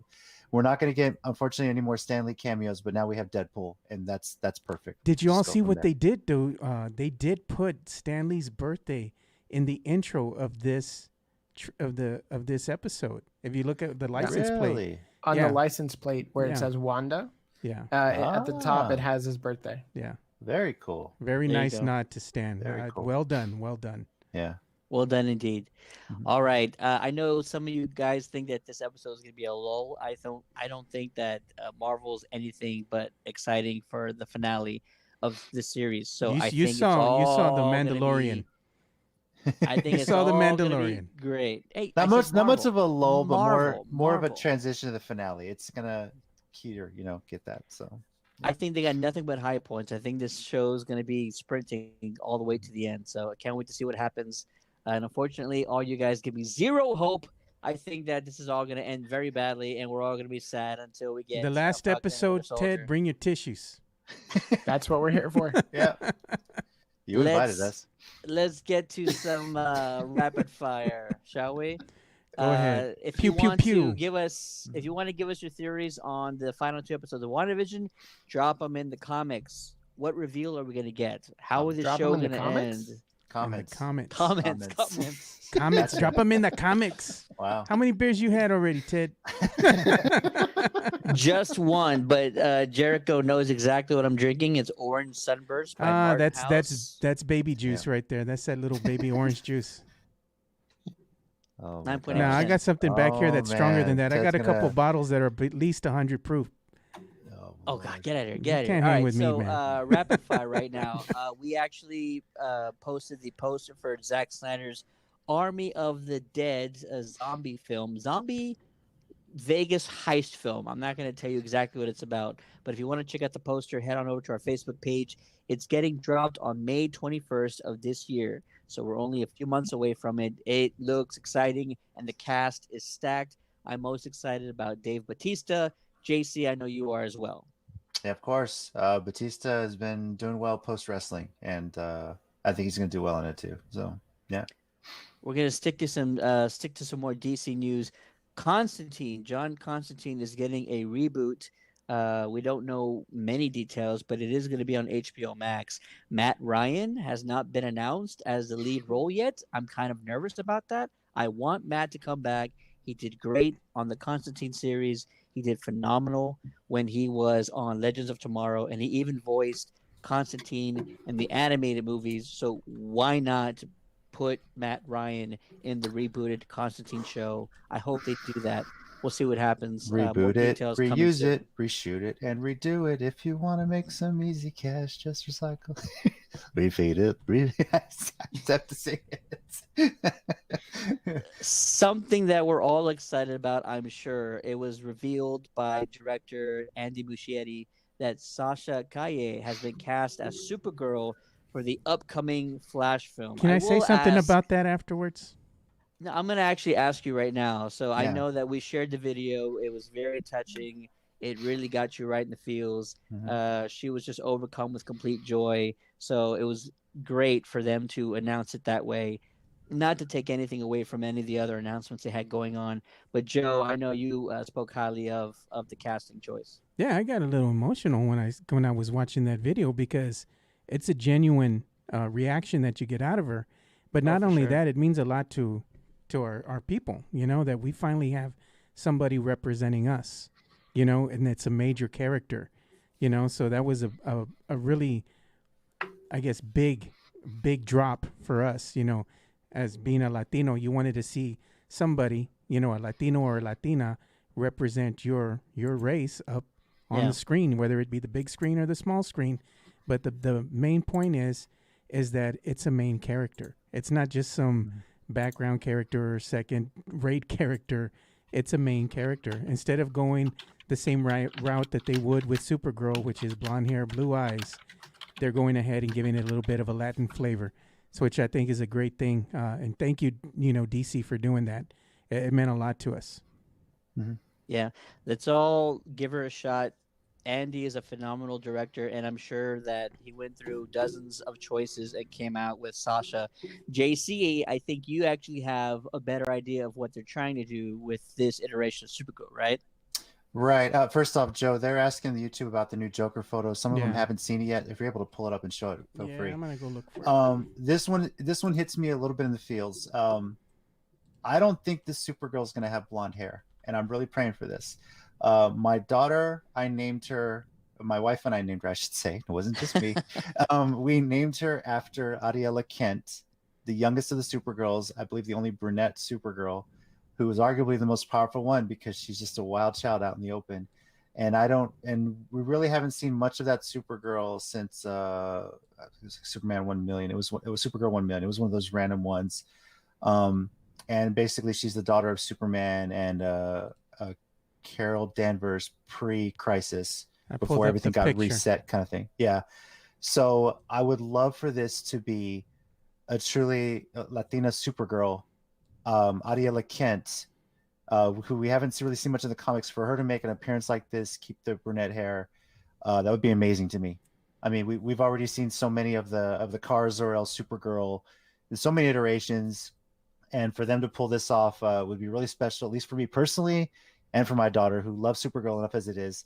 She's actually already very excited for the DC Superhero Girls video game that's coming out on the Switch later this year. She saw the trailer. She wants to play it so bad because she wants to get to play as Supergirl. So for her to be able to see somebody that has her name playing her Supergirl on the screen would be pretty awesome. So yeah, let me show the peeps the picture they wanted to see. I put it up on screen right now. That's the picture that's circulating of Jared Leto's Joker that was put up on social media. I believe this was pulled straight from Twitter. So that's what they're talking about. They're talking about the Joker with the crown of thorns upon his head and kind of like a straitjacket, and he's looking up with his hands reminiscent of one Jesus Christ. So your own personal Jesus. I think what they're doing is they're trying to set this up as a darker tone for a Joker, So yeah, and we'll see. Going back to Supergirl, I just wanted to weigh in. I thought this was a fantastic announcement, and I really hope that she gets her own franchise spin off from the Flash movie, because that's very needed in today's time, and that's a character that definitely deserves some screen time. Yeah, it means a lot to girls, females especially, little girls growing up that are Latinas right now, and they see this happen. It's like really tells them that they can really aspire to do great things. It's a great role model. There you go. Yeah, absolutely. Agree. Definitely. We'll have plenty of time to talk about the Flash movie because if they just announced her casting right now, I mean, she's not anywhere near production or anything like that, and that movie's not coming out for quite some time. So we'll probably get to that later on. Since you already brought up the Joker photo, let's go ahead and start talking about Zack Snyder's Justice League because that photo specifically came from the Variety article that came out today, and there was a lot of information in that article. I'm just going to pull out some of the things that really caught my eye. First off, Zack is taking no additional salary for the Snyder Cut being released. It's actually quite interesting. It's something that I hear a lot about in the music industry, which I'm not a part of. I just like knowing about stuff. And he took no salary because he wanted as much creative control over the movie as possible. And when you go to a studio, or when you go to executives and you say, I don't want a salary, but I just want as much control as possible, they're going to actually more than likely say, okay. Again, this is something that happens a lot in the music industry. If you want a lot of creative control over your CD, your photos, your album covers, your music videos, you take less money. That way you get to do those type of things. Don't ask me why. It's just what happens. I think they probably paid him somehow. He's getting a percentage of something. He's getting nothing. He gets his original salary he was already received for the theatrical cut, which, again, he had no part of what we saw. Rule 1 of business, Ted. Nothing is free. Listen, it's coming from Zack Snyder's mouth that he's not taking any. He's not taking a salary. He didn't say he wasn't going to get paid in some way. He's not taking salary for this. He's betting on himself, and more so, this has been his passion project, getting this movie out right. He wants it done right, and so the most part, him putting his time and effort in is enough for him for that. Now, how good this movie is and how great it's going to be, if this relaunches everything the DCEU is doing and he's back directing some movies in the future, that's where he's going to make some big money. So he's betting on himself and this being huge and the fan response, that if this backdoors his way into negotiating an even bigger contract than he had before, that's when he'll get paid for it. That's basically that makes sense. Rom says, still can't believe it's going to be 4 hours. And then we have Rock of Ages. Believe it. He put... If you can't take down the charging bull, don't wave the red cape at it. So quoting the trailer, a lot of good quotes in there, man. Yeah, trailer was good. Yeah, love it. A couple more quick pieces of information, then we can talk about what you guys think about it. Ted, also, I just want to throw out this article is written by Anthony Bresnikan. Yes, just to give him some credit. Definitely. Okay. Warner Brothers actually originally told Zack that they wanted to release his rough cut. So for anyone who says there was never a quote-unquote Snyder cut, it's half true. He always had his own black and white cut of the unfinished shots. He put it all together. All it needed was post-production and VFX work, and he had it on his laptop, and he kept that. And Warner Brothers said, why don't we just release that? That was a red flag in Zack's head. He didn't want an unfinished cut of the movie to go out because then he thinks that what the studio would have had all the power to say, look, It's unfinished. It looks horrible. That's what you guys have been harping for how many years? So good It's on a Zach trap. for not going through with that trap. Exactly. It's a trap. It's a trap. Yeah. Lastly, Snyder Cut will have a ending with a hero cameo that will blow hardcore fans' minds. That was a direct quote. So something to think about. And I'll ask you, gentlemen, who you think that's referring to. But lastly, I talked about this on Twitter a little bit today. You know, Zach, we all know that he stepped away from this movie because of the passing of his daughter, and it was something that hit him really hard. And you saw my baby girl earlier, and I really can't imagine what someone goes through when they have a project of this magnitude, and yet they, have to just completely put it all into perspective after losing someone so close to them. That this really means Nothing. almost nothing because family is what's most important. So he stepped away. We all know for many years, and decided to do it again to honor his daughter in a way. Her name was Autumn, and even the Hallelujah song that we heard on the first teaser trailer, it's actually Autumn's favorite song. So he put that in there for her. So the Snyder Cut, even though a lot of fans have been wanting it for quite some time, it's his way of doing this for his daughter. Yeah, honoring the And memory of his daughter. honoring her, and that's huge and that's powerful. And I think we should all kind of take that into account, how difficult it is for someone to go and finish a project that they stepped away from because he ended up losing his daughter tragically. Graves, I don't know if you had a chance to read the article, but I did throw some stuff out there. Between that and the Joker personal Jesus photo we got, what is sort of most intriguing to you, or what really jumps out?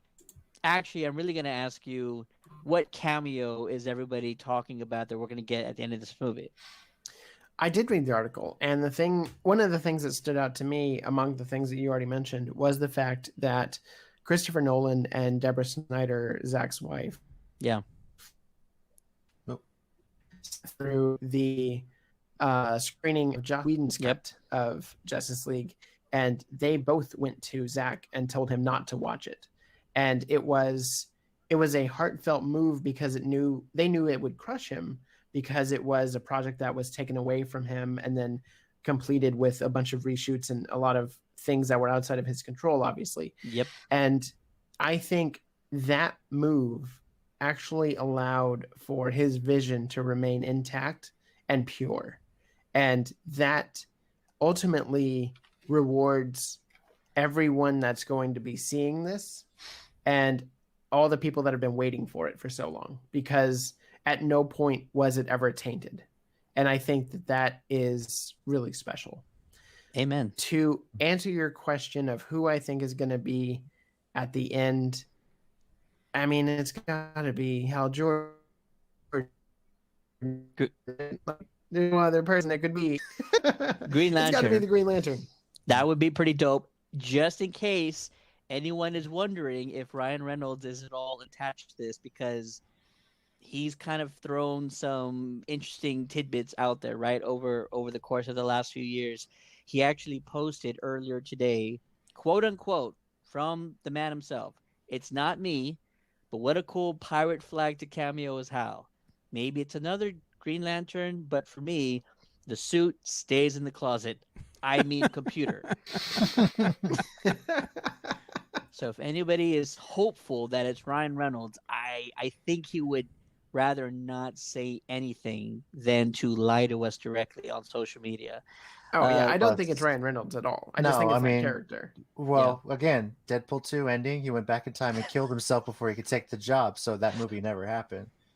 As we know, then it's in canon now.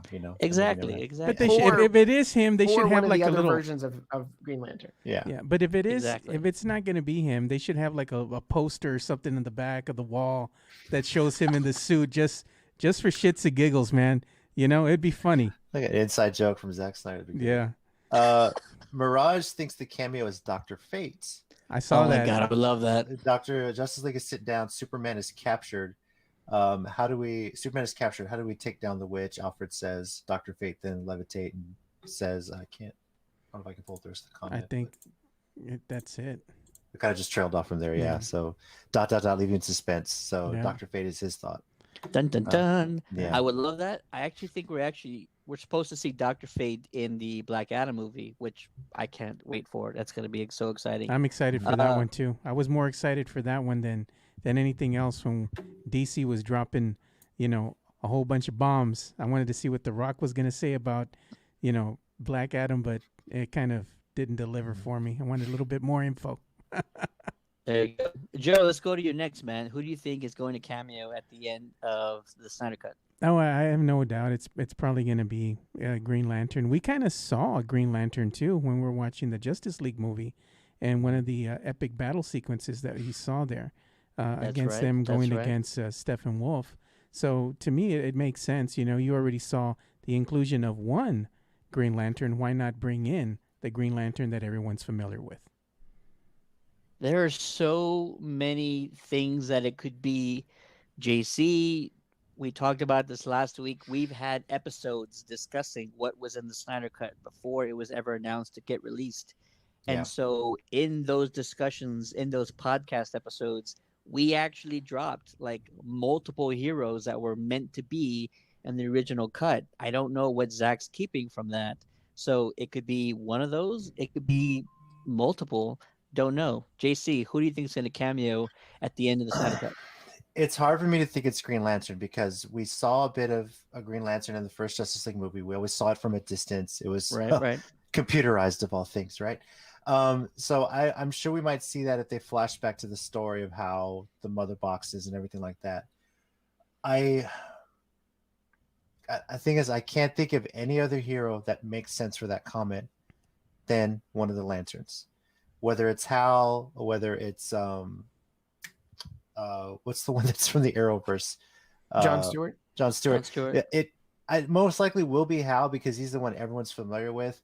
John Stewart, we already have him on the TV show. I think what's going to be big is we're going to be surprised who's actually playing Hal Jordan, and that's I think that's going to be why this is such a big deal. Because I don't know if we've gotten a name for who's been cast as a future Hal Jordan. But you know who was teased like years ago? Tom Cruise. Tom Cruise was teased as Hal Jordan in the DCEU. I don't know where those rumors came from, but I remember vividly. Yeah, he's too short to play Green Lantern. I mean, it's Green Lantern. You can make yourself taller with like.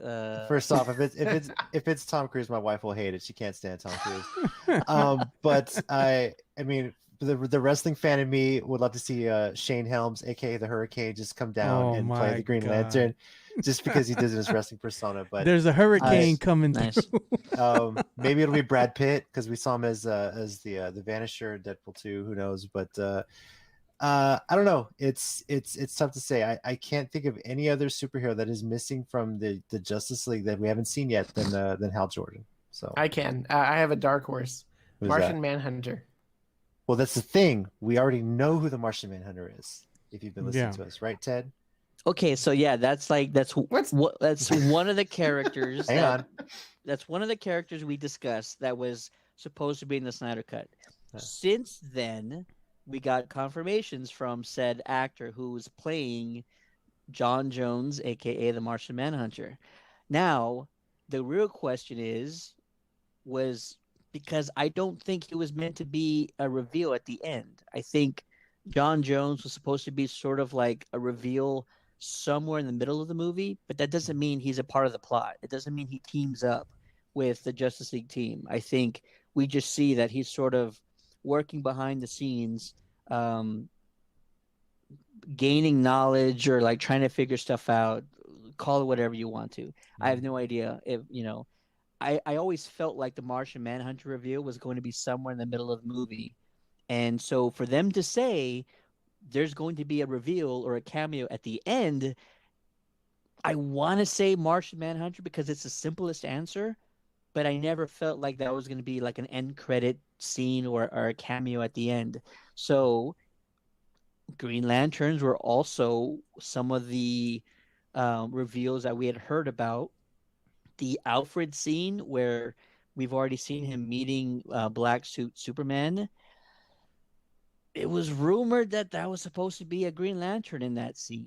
That the team that worked on that scene, the original footage, actually filmed it, and it was a Green Lantern. How it fits into the storyline of the Snyder Cut originally, I don't have any idea. But a lot of the team in London that worked on that scene went on to work on future Star Wars films and revealed some of those notes. Like we saw the storyboards, we worked on the storyboards, we filmed that scene. It was meant to be a Green Lantern that actually confronts Alfred. And again, I'm not trying to tell you it makes sense. I'm not trying to tell you how it plays out, but that's another one of those things. It was rumored that I was a Green Lantern. I have no idea who's the end cameo. I like the Doctor Fate theory because Doctor Fate's an OP character. He's kind of like the Vision of the DC Comics universe. That is like, underpowered. Can't beat up. But Can they he won't pick up a downplay rock? him. I'm almost certain of that. So Can he pick up a Yeah. rock, Ted? say what? Can he pick up Can a you pick rock? up a rock? You sure as hell can. Again, that's a curious one. I think I was just gonna go with Martian Manhunter because that was the simplest answer.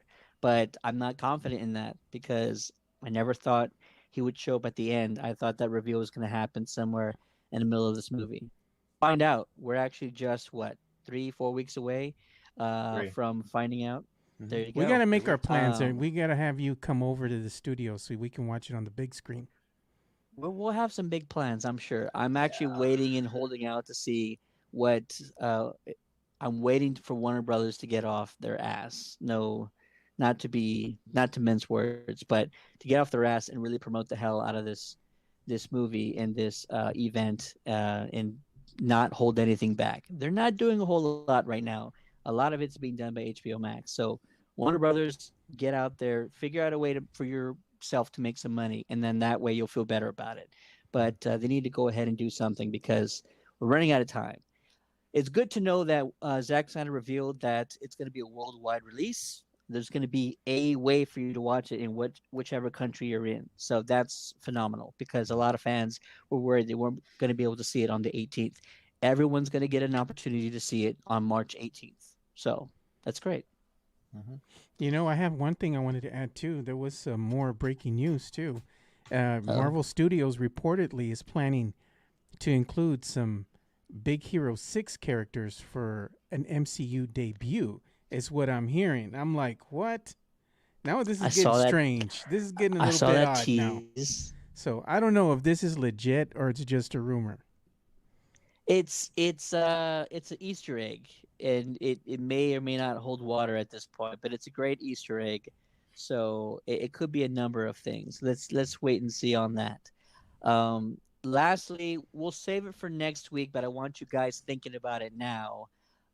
Director of the Suicide Squad, James Gunn, revealed on his Instagram feed today that the Suicide Squad and, of course, his HBO Max series, The Peacemaker, is not the only things that he's working on DC related. He's kind of sort of working on a third project. He didn't reveal anything, of course, because that's what you're supposed to do. But something for you guys to think about for next week. What is James Gunn working on, or what do you hope that he's working on? I know that there's a lot of big properties out there, Superman and whatnot, but he's not really that type of guy to go out for the big things. So it's probably something on the smaller side. Challengers of the Unknown. There you go. That is the obscure. That's a Teen Titans Go reference. Oh Yeah. man. There you go. These guys get a movie. Yeah, right. I think they forgot about us. The utility belt. Yeah. Mirage thinking Marvel's panicking because of this Justice League. It's Nah, Disney. they're good. I think they're good. I think they're good. I think, as I've said before, I think they're might have a concern with is if this thing goes out well for Warner Brothers and HBO's strategy of releasing movies theatrically and HBO Max at the same time, that's going to put a lot of pressure on them to start doing it the same way with their movies, and they have a lot of deals with theaters. So if this goes off well here, if Godzilla versus Kong goes off well, people are going to be pressuring a lot for them to release Black Widow at no extra cost to Disney Plus subscribers. I don't see them doing that because at the end of the day, Disney wants to make money. They do. I mean, money. The mouse loves money. That's really what it's about. So, and I don't see them doing that as well. But if a lot of studios start going this route, who knows? Who knows? I mean, HBO Max is really the guinea pig on this strategy. We need to do it in the Yoda voice. Make money, we do.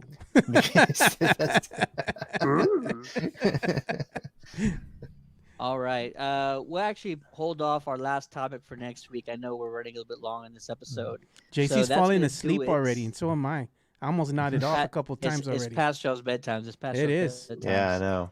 That'll do it for this episode of the Countdown to the Geekcast. Once again, let us know about your thoughts regarding WandaVision Episode 7. How do you think the show is going to end? What is the big reveal that Paul Bettany keeps teasing?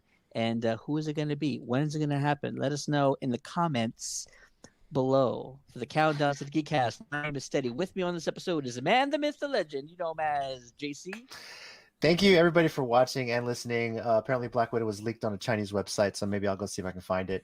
I'll use a VPN. The bootleg. But real quickly, though, before I leave, I want to say one video game series that has been a dear place in my heart turned 35 this past weekend. The Legend of Zelda. I've been playing it since the original. I'll just quickly give you my top 3. Number 3, Twilight Princess. Number 2, Breath of the Wild. Number 1, A Link to the Past is my top 3 favorite Zelda games of all time. No Ocarina of Time? That's a close number 4. Majora's Mask? Breath of the Wild. Ocarina. Yeah, Twilight. Whoa. I grew up on the original, and A Link to the Past is my number 1 of all time. And if there was ever a Zelda game to be made into a movie, it has to be A Link to the Past. Man, that's a kick to the nuts. No Ocarina of Time, no Majora's Mask. Who is this guy? Those are great and all, but I love Twilight Princess. I love Breath of the Wild. So yeah. I don't know you no more, JC. Hey, well, that's a debate for another show. But happy 35 years to the Legend of Zelda series. I can't wait to see what Nintendo does to celebrate that. And happy birthday to Contra. Contra, the OG. It was its birthday as well. Oh, yeah. Another one. So you still know the code? Who knows the code? Tell me if you still remember. Remember the code? Up, down, left, right, BA, select, start. There you go. Yeah. If you tell that to Siri, she calls you a cheater. Just throwing that out there. Something that I revealed on Facebook that I don't know if a lot of people got a chance to see, but the Netflix Legend of Zelda series was actually canceled when the news came out that it was going into development. Nintendo panicked and they decided to pull the plug just on the fact that the news of the series being in development was out. So Nintendo, WTF, man. Nintendo, here's the thing about Nintendo. They're so very protective of their intellectual properties. I mean, it was like pulling teeth to try and get even Bowser into the Wreck-It Ralph movie, and even Mario to make a cameo in the second one. They're so protective of it, and it is what it is. It's Nintendo. They're worse than Disney about their intellectual properties. The last thing that I saw, last thing that I remember seeing from Zelda that was in animation form was the horrendous CDI version. We won't talk about that. No, let's not talk. That CDI game doesn't exist. Just like the Mario Brothers movie. Yeah, but the Zelda episodes we got on the Super Mario Brothers Super Show, those are always fun. Yeah, JC's very particular about bringing up the past about that Mario Brothers movie. We don't mention it ever. Ted gave me shit about bringing up Snowvid 21. You're giving me shit about traumatic movies that we try to forget in games. So also on the show, we get the man behind the magic, Joe Garcia. Yeah, good night, everybody. Thanks for watching. Actually, we hit a new high in comments today, so just want to say shout out to all you guys who commented. We greatly appreciate it. We hit over 100 comments today, so good job, guys. We do the show for you. Thank you, everybody, for participating. We appreciate it. Yep, we do the show for you guys. Awesome. And also a big thank you to Mr. Johnny Graves here for being our guest, and it's always a pleasure having you on. We love to have you on. He is at this point an honorary member of the Countdown City Geekcast. The shirt's in the mail. West Coast chapter. And last but definitely not least, making his triumphant return, Mr. Jonathan Graves. Let the folks know where they can find your podcast. Thank you. Cast All About Looney Tunes is at This Means Podcast on Instagram, Facebook, and This Means Pod on Twitter. And my rank of top Mario games goes Super Mario Brothers 3, That's it. So no, good. I'm a big fan of all of them. But I really love that third one and that raccoon suit. Oh, yeah. Bring back the raccoon suit. Tanuki suit. Yeah, and you can follow the podcast there and on Apple Podcasts and anywhere else you download podcasts, Spotify and Stitcher, everywhere. Of course, you realize this means podcast is the name, and I am the host of that show, and it's coming back this week. So look out for that. Appreciate it, man. We'll see all you guys next Monday. Probably, if not, we're gonna probably put, Sunday. The next episode. Probably Sunday. On the And weekend. if you're new to the channel, remember I host a WrestleCast once a week. We'll have a regularly scheduled show. Should be out Wednesday, recapping Elimination Chamber. So check us out on YouTube. Kansas City Geeks I'm still YouTube waiting channel. for my invite, by the way, JC. I'm starting to get my feelings hurt. WrestleMania's coming up. We're getting everybody on there. Trust me. There you go. Yeah. We'll see y'all next week, guys. See ya. Have a good All right, night. guys. See y'all.